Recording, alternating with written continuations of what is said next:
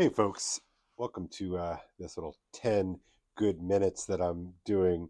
Wanted to talk today about um, liturgies. And I don't mean liturgies like Mass. I don't mean liturgies in the sort of explicitly or the specifically religious register, because I think when you talk like that, you're only talking to a certain cohort of people, and you're not really getting to those that don't see themselves as being explicitly religious. But I wanted to talk about liturgies that are not explicitly religious, but are liturgies nonetheless. The kinds of liturgies that we engage in, it's a routinized sort of participatory, it's a routinized participatory action, usually in some kind of a group setting in which you are sort of all playing your part oriented toward a specific kind of goal. And of course, the reason why we do think explicitly of religion when we're talking about liturgies is because that's what we do. We come together to celebrate the Mass, we come together for a sermon, we come together for a communion service, whatever your respective tradition does. It's a sort of group prayer orchestrated in predictable ways. But I find myself thinking of liturgies as they play out in our social spaces. And the other day we had the Grammys, and the Grammys is certainly not something that I spend really any time at all thinking about. But because I'm on social media, I see the clips of things and I see these strange things, and it's kind of sad how the liturgies have the liturgies of award shows have become so tired and so played out.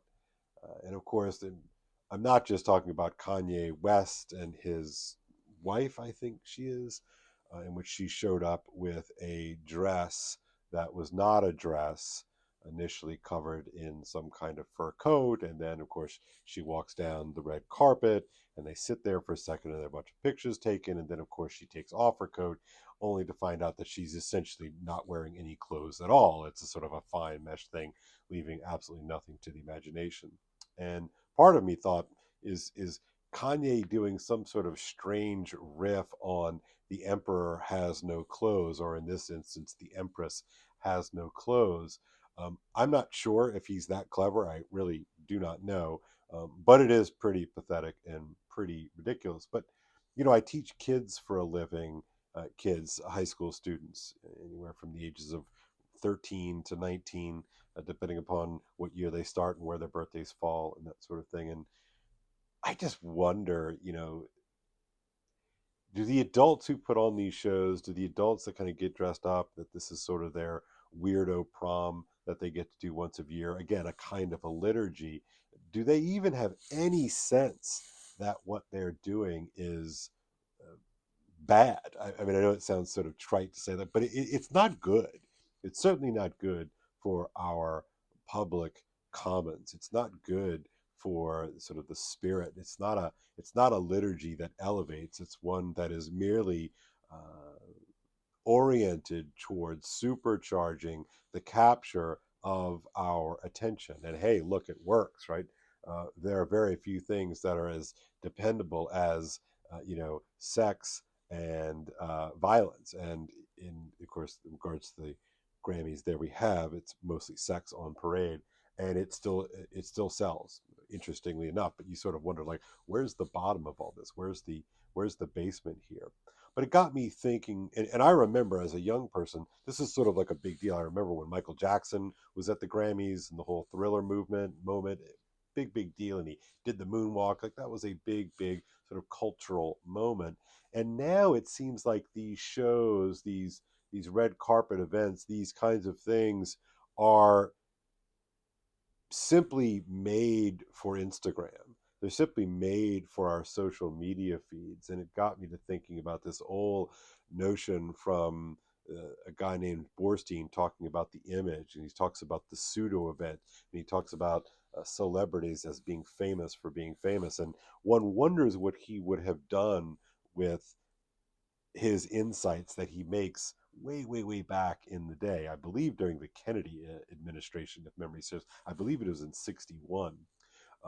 And so maybe it was a few years later, but I believe it was before the assassination of JFK. Anyway, the point being here is that if he had this insight, then imagine what he would do with the surreality of social media right now. And remember, lest you get too comfortable with, well, I don't watch a minute of the Grammys, or I don't watch a minute of the Oscars. Fine, congrats. Neither do I anymore. I used to watch it rather religiously when I was in the industry. But there are other liturgies that we engage in, and one of the great public liturgies of our time, certainly in the United States of America, is the NFL. And this weekend will be the show of shows, the sort of the over the top orgy of all things Americana with the Super Bowl featuring the Eagles and the Chiefs. And I'm not going to watch it this year, in part because I'm probably tired of both of those teams. But I have to say that I am increasingly disenamored. How's that? I'm out of love with the spectacle. I'm out of love with sports, even, which is a weird, strange thing to say. I used to follow it assiduously, religiously, but I really did. I mean, I was very tuned in. I would follow the whole thing. I would do the ESPN thing. I would play the fantasy football. I'd do all that. But I have sort of just fallen away from it. And I don't think it's just because I'm getting older. There seems to be something about the spectacle that I just can't get myself worked up enough to participate in the mythology. I can't get myself worked up to get, you know, moved and transported by the stories that are being generated and the narratives that are being generated. And I wonder if, in part, it is that the kayfabe has just become too thin. I think gambling plays a role in this. I think it's hard to watch what has happened with professional athletics and not see that clearly gambling is driving narratives, but also driving like the game itself. And there's something about the contract of these public liturgies, be they the Grammys or be they the NFL or the news. Interesting. It's that I feel like they've broken kayfabe. I feel like they have become so obviously corrupted that I just can't go along with it anymore. I wonder if any of you all feel the same way. And I don't think it's just age. Yeah, fine. I'm in my 50s now. And so uh, I'm different than I was in my 30s. But I certainly remember adults really liking athletics and professional sports when I was a boy growing up. My dad watched it, my uncles watched it, be it baseball or football or basketball even. I mean, I remember watching all of that stuff with great interest and a a lot of I felt like there was skin in the game for whatever it was, but I just can't buy it anymore. It just doesn't feel real to me anymore. And you might be saying, "Well, Kale, that's because sports are not real," but sports are in a way a kind of an access to a kind of deeper analogy of being. And if you all get the sense that your sports are adulterated by Vegas sharps, by betting scandals, it really just like, what does it all even mean anymore? It seems to have become an excuse for people to gamble in degenerate ways. And so when we think of these public spectacles as public liturgies, what happens when you lose your faith in that which the liturgy orients you? I know for me, I just can't play anymore. I still play with ideas. I still play with things that I feel are somewhat less adulterated. But I don't know. I'm finding it hard to participate in these things. I mean, is the Grammys even really about music anymore, or is it just about the spectacle? Is the Super Bowl even really about the football anymore, or is it just about the things you can read about the next day on your social media feed? And I feel like so many of these things, and liturgies and rituals, and now people are fabricated in such a way as to be salient on Instagram, or salient on TikTok, or salient on here on YouTube, or wherever it is you're watching this right now, and there's no reality behind it. And don't even get me started on LinkedIn. I mean, that's a good one. Talk about kayfabe.